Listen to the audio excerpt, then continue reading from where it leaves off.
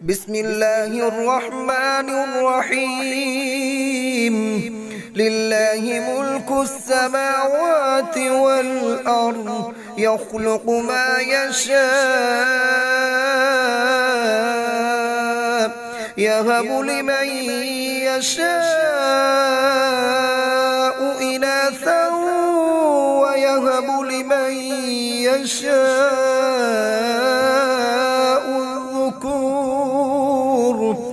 أو يزوجهم ذكرانا وإناثا ويجعل من يشاء